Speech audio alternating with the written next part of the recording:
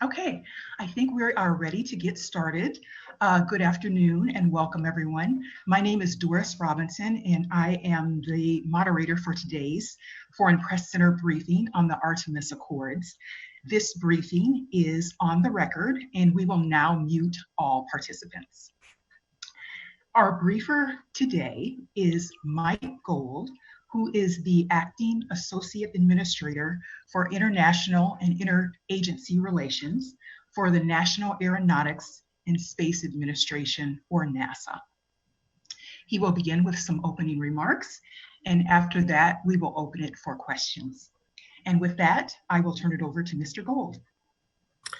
Thank you so much. Appreciate everyone taking time out on a Friday to hear about space exploration. One of the things I've always found most compelling about space is how it forces us to come together, not as individuals or individual nations, but as a whole world. That space is so difficult to try and survive and thrive in that it really requires us to unite. And that's what we're trying to do today with what are called the Artemis Accords. So just to provide a brief background, and then I'll talk a little bit about the principles. As many of you may be aware, there's something called the Intergovernmental Agreement, which is the legal framework that's been utilized for the International Space Station. It's worked very, very well. We hope to leverage it further for the Gateway, which will be an orbital outpost around the moon. But as we look at the Artemis program, which is, by the way, the effort to put the first woman and the next man on the moon by 2024, it differs substantially from the Apollo program, not only in terms of the diversity of the astronauts that we're looking at, Artemis, of course, being the sister of Apollo, but in the international nature of the program. That previously in Apollo, there was very limited international participation, and that certainly isn't and won't be the case as we move forward to the moon under Artemis. But given that we'll be looking at lunar surface applications and activities in cislunar space, which is just a fancy way of saying the area around the moon and between the moon and Earth, we need a new legal framework to execute agreements. And that is what the Artemis Accords are. They're to be a series of bilateral agreements between the U.S. and partner nations to enact activities to explore the moon and conduct science. And what's going to be a little bit different from previous international partnership agreements is that we're leaning forward relative to some principles. That as we move forward to the moon, we want to preserve and protect that environment and ensure that we have a safe and secure and transparent and prosperous future, not only for NASA and all the partner nations, but for the entire world to enjoy. So with that, I'll just say a few words about what the principles of the Artemis Accords will be. It begins with peaceful purposes, that international cooperation on Artemis is intended not only to bolster space exploration, but to enhance peaceful relationships between nations. Therefore, at the very core of the Artemis Accords is the requirement that all activities be conducted for peaceful purposes per the tenets of the Outer Space Treaty. And this is something you'll hear me talk about time and time again, that the Artemis Accords are very much grounded in the Outer Space Treaty, reinforcing the principles of the Outer Space Treaty and implementing our obligations under the Outer Space Treaty. Transparency is another key principle for responsible civil space exploration, and NASA has always taken care to publicly describe its policies and plans. Artemis Accords partner nations will be required to uphold this principle by publicly describing their own policies and plans in a transparent manner. Interoperability of systems is another critical principle to ensure safe and robust space exploration. It's not only important for people to talk to each other, but also for systems and hardware and spacesuits to be able to communicate. Therefore, the Artemis Accords partners will be asked to utilize open international standards, develop new standards when necessary, and strive to support interoperability to the greatest extent practical to, again, create a safe, prosperous future in space. Emergency assistance is a cornerstone of any responsible civil space program, and Artemis Accords partners will be asked to reaffirm their commitment to the agreement on the rescue of astronauts, and the NASA and the partner nation will commit to taking all reasonable steps possible to render assistance to astronauts in distress. This is another example where interoperability is so important that to the extent our systems are interoperable, rendering emergency assistance will be easier, more effective, and safer. Registration of space objects. So here, registration is at the very core of creating a safe and sustainable environment in space to conduct public and private activities. Without proper registration, there can't be coordination. We would have trouble avoiding harmful interference. And that's why the Artemis Accords reinforces the critical nature of the registration and urges any partner which isn't already a member of the Registration Convention to join as soon as possible. Release of scientific data. NASA has always been committed to the timely, full, and open sharing of scientific data. Artemis Accords partners will agree to follow NASA's example, releasing their scientific data publicly to ensure that the entire world can benefit from the Artemis journey of exploration and discovery.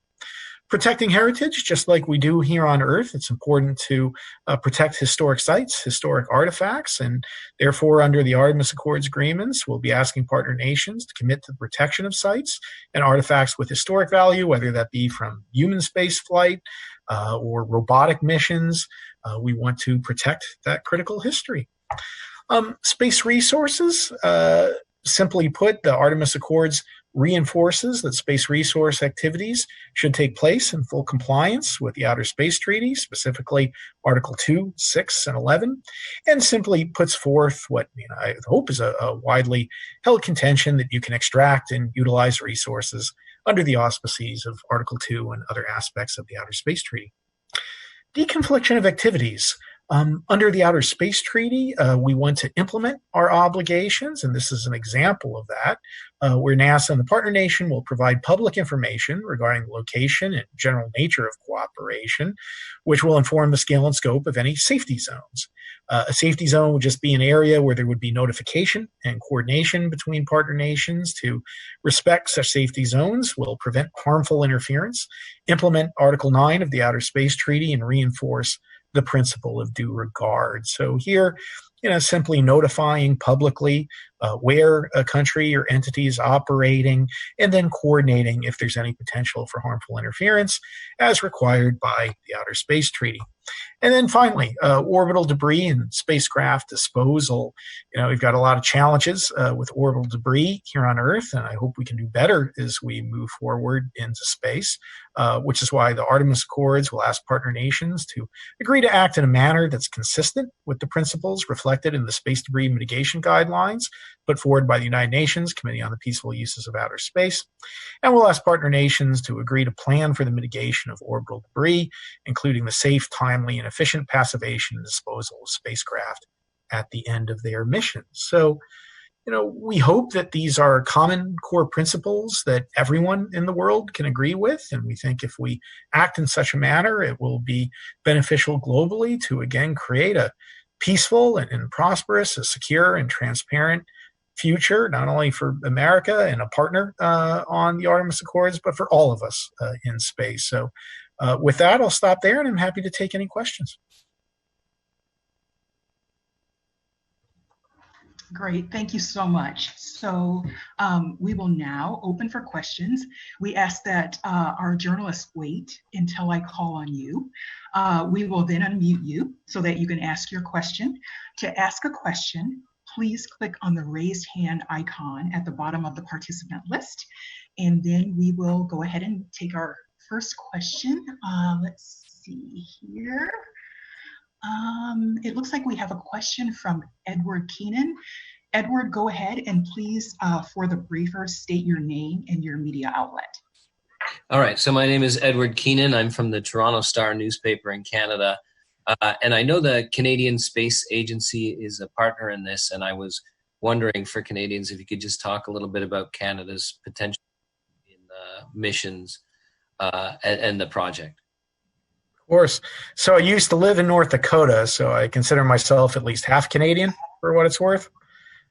Still getting feeling back in my fingers from those days. Canada, of course, has been a vital partner to the U.S., both in space and here on Earth.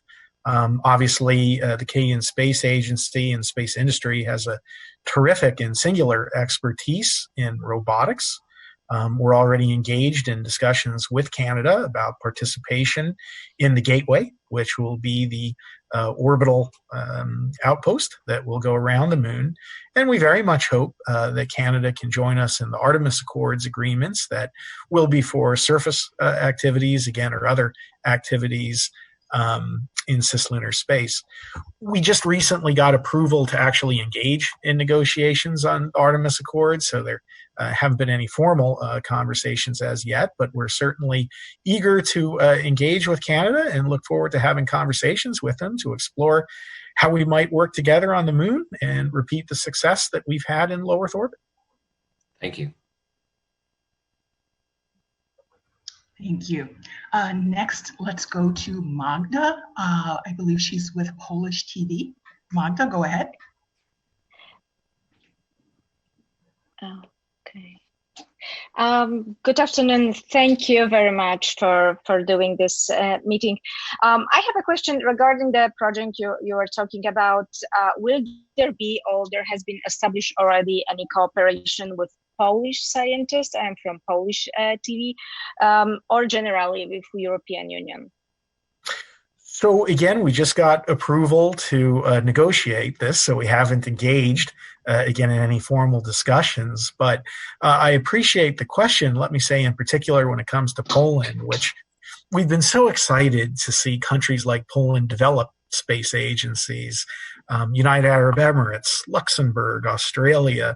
There's just been a proliferation of such interest in space and new agencies being created throughout the world. The challenge that we've had with, again, what's called IGA, the Intergovernmental Agreement for the ISS, is it's very difficult to bring new nations into that legal framework. However, the Artemis Accords will allow us to have a much broader span and scale of international partnerships. So while we haven't engaged yet with Poland, although I will say that NASA has had conversations going back and forth that could bear fruit, we are absolutely targeting and thinking of these new space agencies like Poland, and that's part of the great benefits of the Artemis Accords that will allow us to, again, create a much broader international coalitions some of the past legal frameworks have. So I can't say there's anything specific yet, but we're eager to engage with Poland and any other nation that has an interest.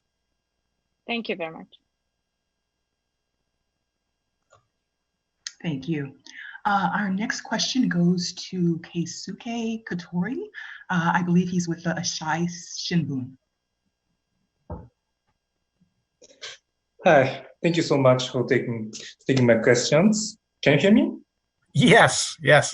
Okay, so my name is Keisuke Katori for the Asahi Shimbun, Japanese daily newspaper. And I just make sure that have you already invite negotiate to this accord?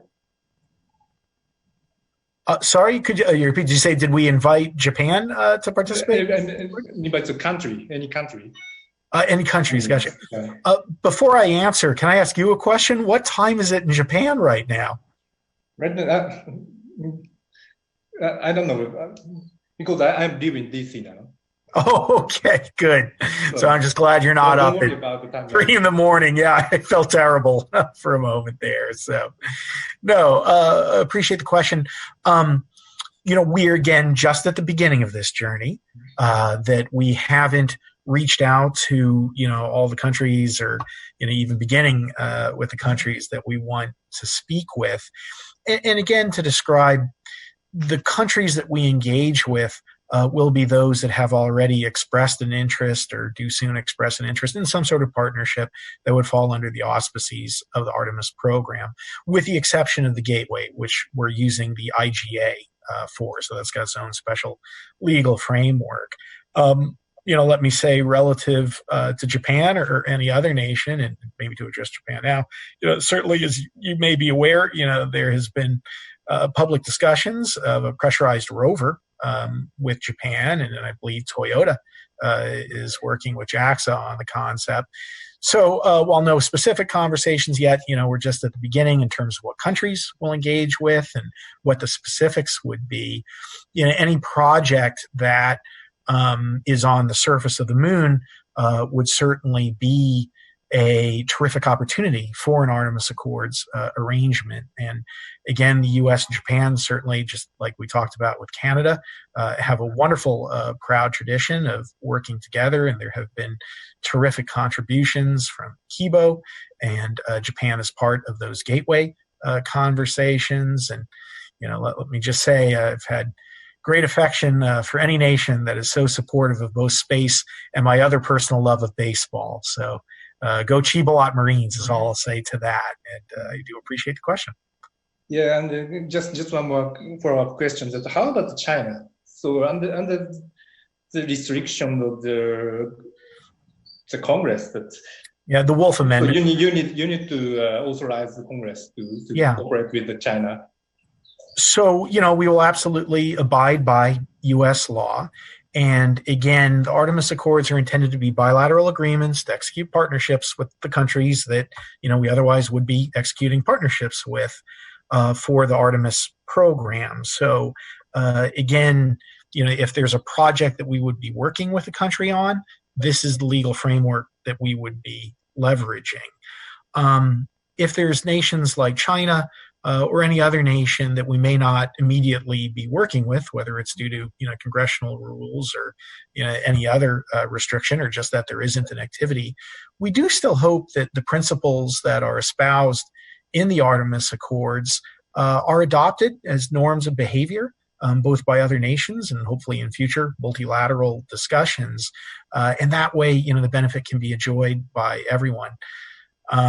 So we're hopeful that it'll have a positive impact on countries that we may not immediately be working with, and hope, invite everyone to follow these responsible norms of behavior. Thank you so much. Thank you. Thank you. Our next question goes to Alex. He's with the Tehran News Agency, Azerbaijan. Thank you, Doris. I appreciate that. And this is Alex from Tehran News Agency of Azerbaijan.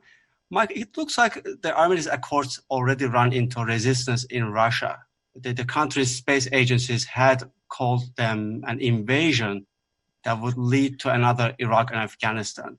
I wonder, how do you encourage Russia, and as well as other surrounding countries like Azerbaijan, to be a part of the deal? And additionally, Azerbaijan announced that it will express a recent protest to NASA for distortion of the country's map in its project. I wonder if you know anything about that, because the spokesperson of the Foreign Affairs Ministry said that they were going to send a letter to NASA. Do you have any response to that? Thank you very much. No, thank you, Alex. Let me take the first question. We were disappointed to see some of the reactions from Russia, particularly since we hadn't, even spoken about what was in the Artemis Accords yet. So I hope that when our colleagues in Russia, and sorry, I didn't know if I was freezing or not there.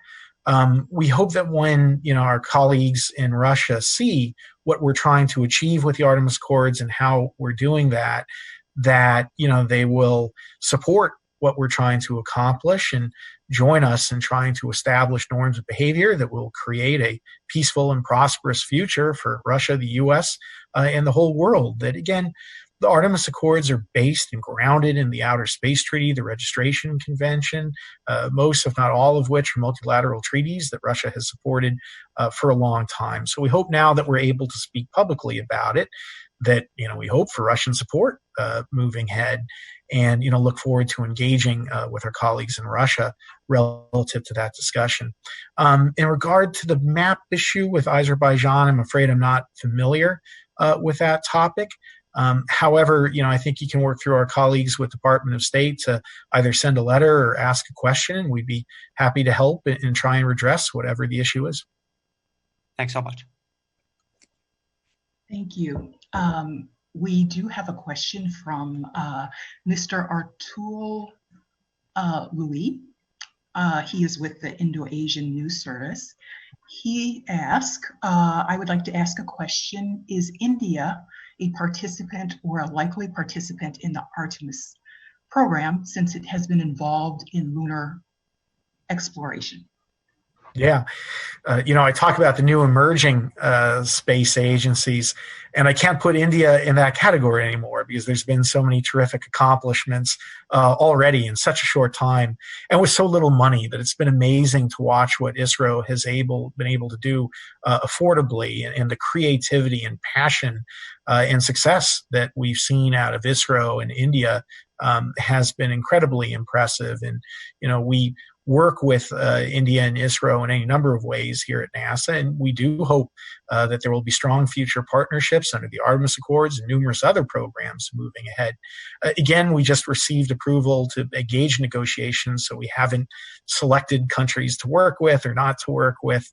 That hasn't happened as yet, but I am definitely generally optimistic that there's going to be a wide variety of opportunities, including under the Artemis Accords, for the U.S. to engage with India, and just want to congratulate the country and all of their terrific success.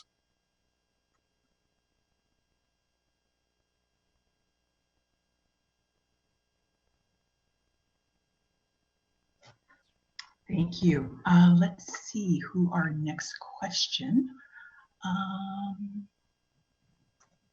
It looks like we have a question from Gabriela Perosa. Gabrielle, can you ask your question, and please let us know your media outlet.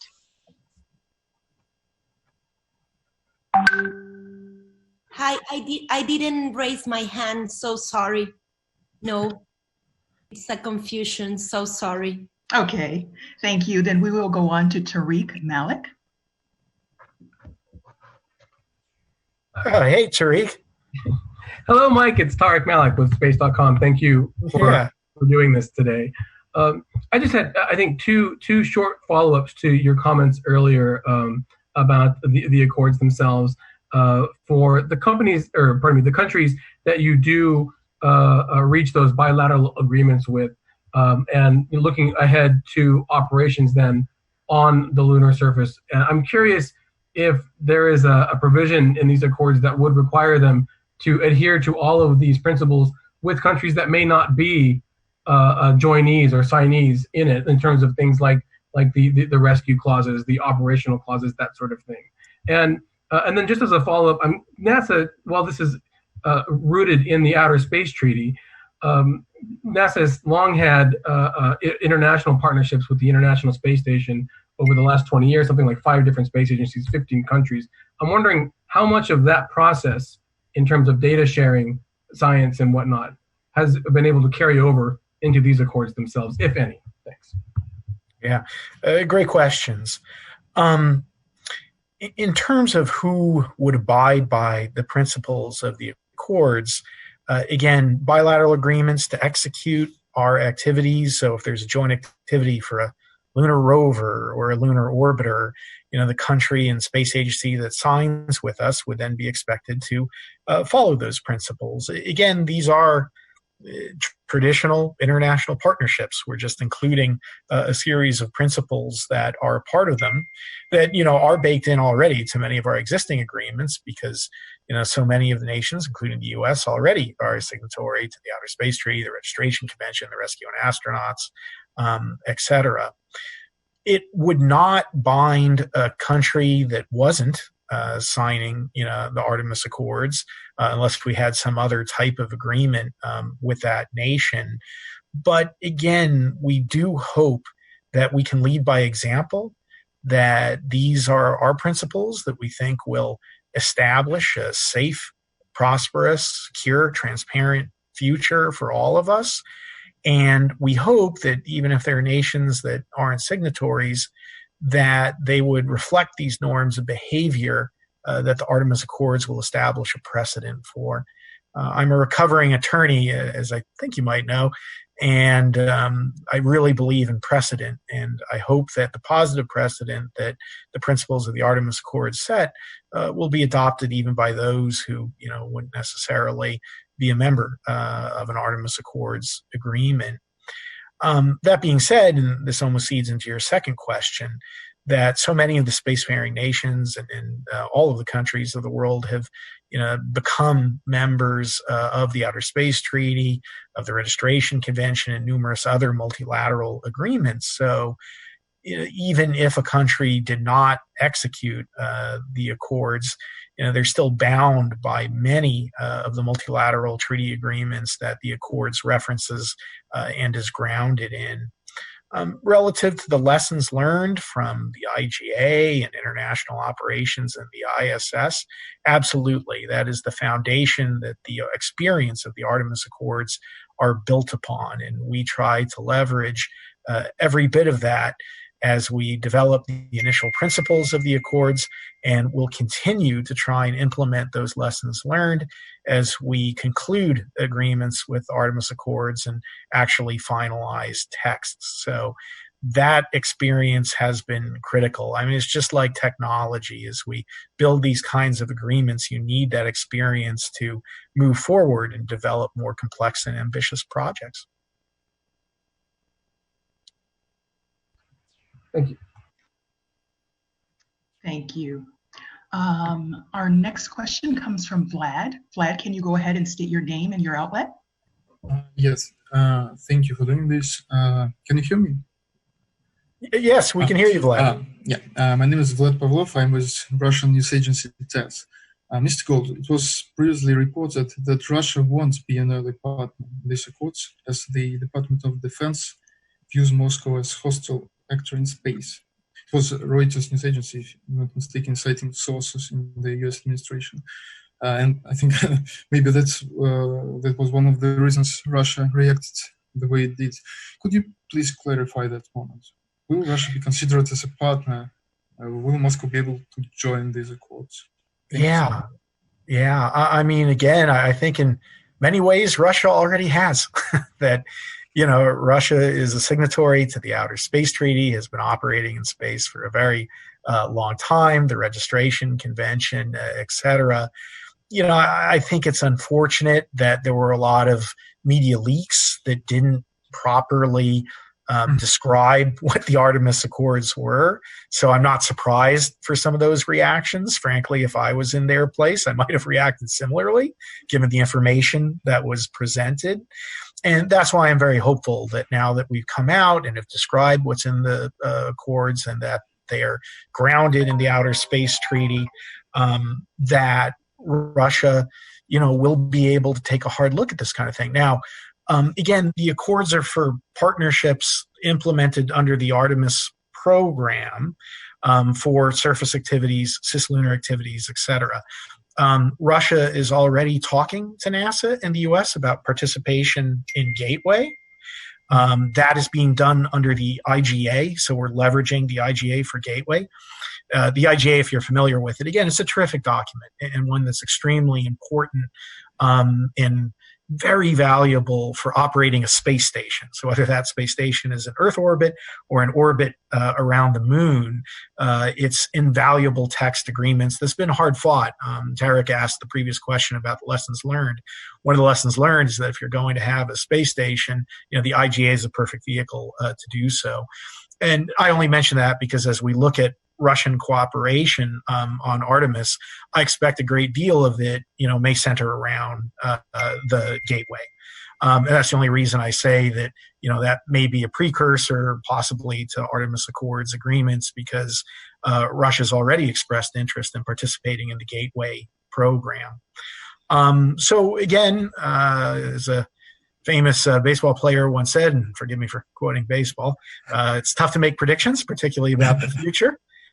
But, there's nothing in the accords that we would hope that Russia would object to.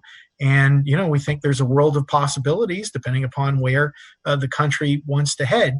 Although, again, I would expect that the initial conversations will occur surrounding Gateway, and the legal framework for that is the IGA. Thank you very much. No, thank you. Spasiba. Thank you. It looks like our next question, Maya Tanaka, did you have a question? I wasn't sure if your hand was raised.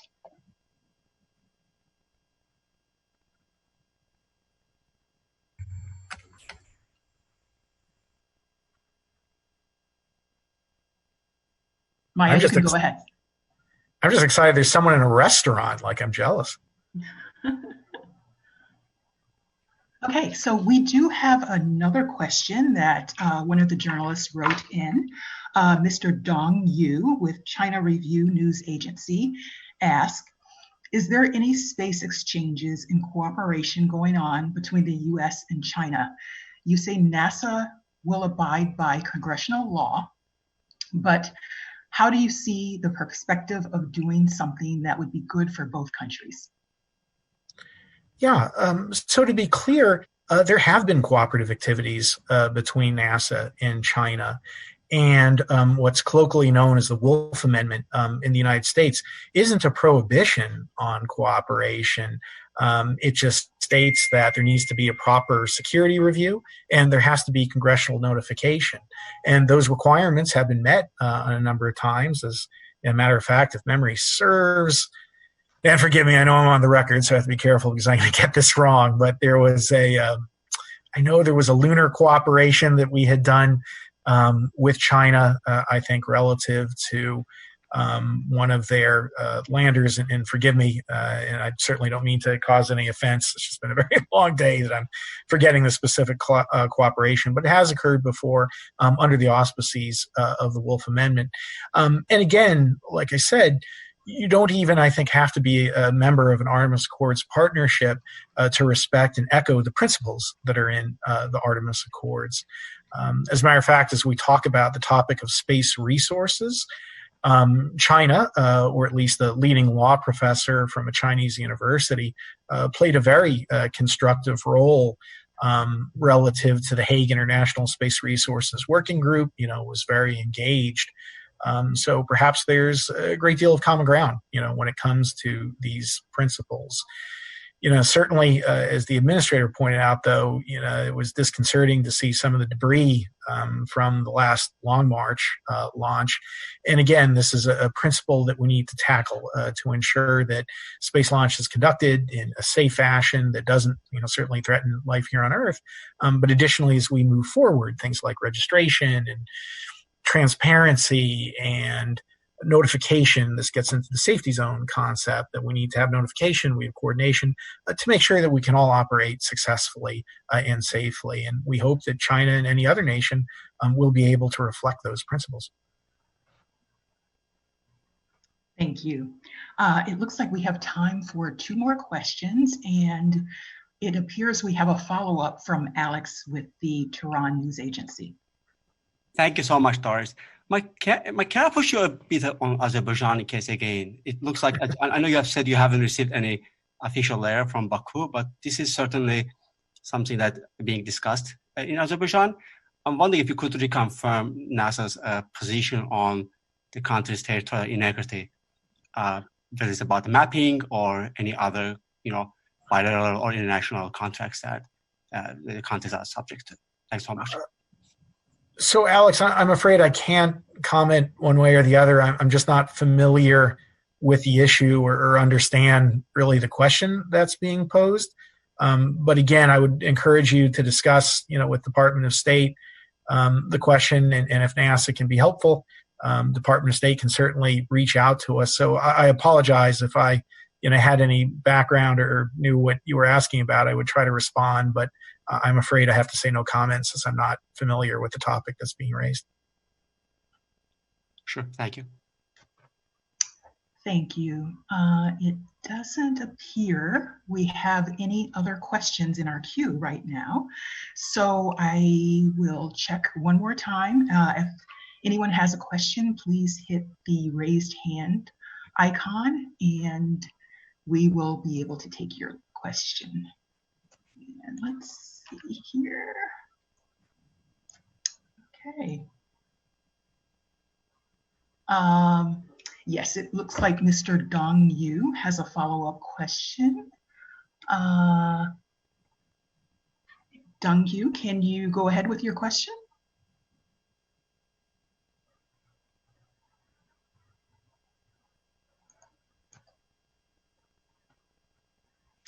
It looks like he's having a bit of technical difficulties. So, and he appears to be our last questioner. So I think we will end here. I know our briefer has another meeting to get to. So I would like to thank Mr. Gold for taking the time to speak with us this afternoon. And I would like to thank our journalists for participating today. We hope to have our transcript soon, and we will share it with all the media that participated today. And I want to thank everyone once again. And with that, our event is concluded. Thank you all. Thank you, everyone. Stay safe. Keep shooting for the stars.